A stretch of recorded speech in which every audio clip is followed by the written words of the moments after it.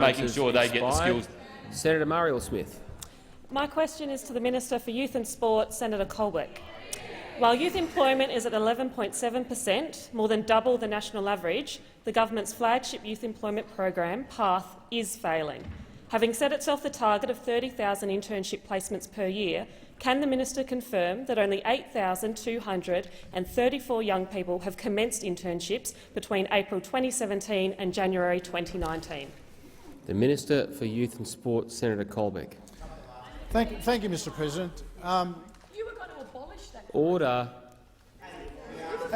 Order on both sides of the chamber so that the minister may Senator, all senators, can you show some respect to Senator Smith, who has asked the question, so that she may receive an answer?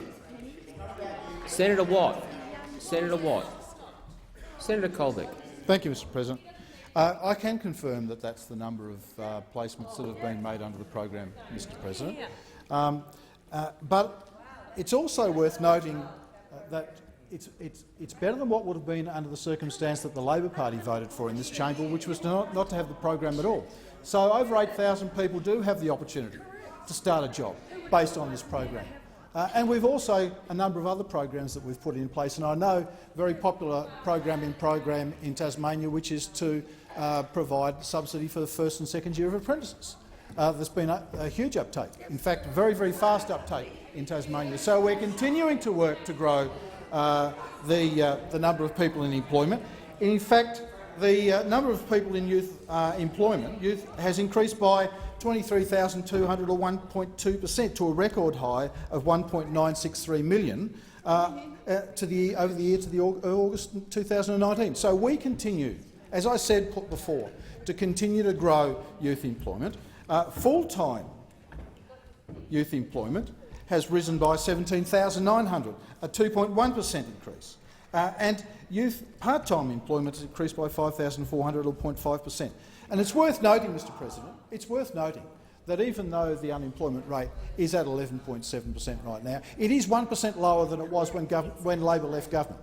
1% lower than it was when Labor left government. So we continue to work.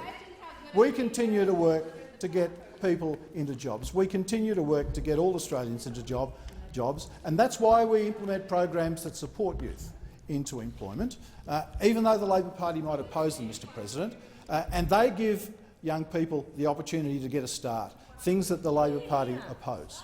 Senator Smith, a supplementary question. Reports have indicated that only 30% of PATH participants have been offered a job at the end of their internship. Are these figures correct? If not, what percentage of PATH participants have been offered a job at the end of their internship? Senator Colbeck.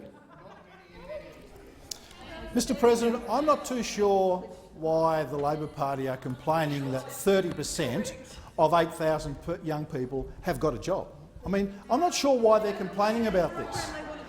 A program that the Labor Party didn't support is actually, in their own words, getting young people into employment. I'm not sure why the Labor Party would complain about that.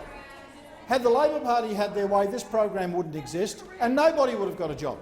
Nobody would have got a job. And as I said, the unemployment when the Labor Party left office was 12.7%. It's now 11.7%. Is it low enough? No, it's not. We continue to work on that.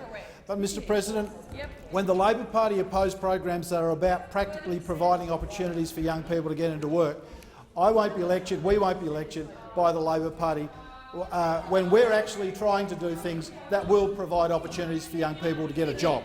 Senator Smith, a final supplementary question. The government has overseen the highest level of youth unemployment and underemployment in 40 years, the lowest number of new apprenticeships and traineeships in 20 years, and the failure of its exploitative PATH program. Isn't it clear that after 6 years of coalition government, young Australians are going to work harder but go backwards? Senator Colbeck. Mr. President, I have to completely reject the premise of the question. Order. Given that the unemployment rate was 12.7 when they were in government and 11.7% now, the unemployment rate is clearly lower than it was when the Labor Party were in government. So I reject that part of the question. The level of youth employment has increased by 1.2% to a record high of $1.963 million over the year to August 2019. We continue to grow employment at all levels, including youth employment. We continue to grow employment, and we continue to put in place programs to assist young people to get into work. And we won't be lectured by the Labor Party, who have opposed programs to provide opportunities for young people to get into work.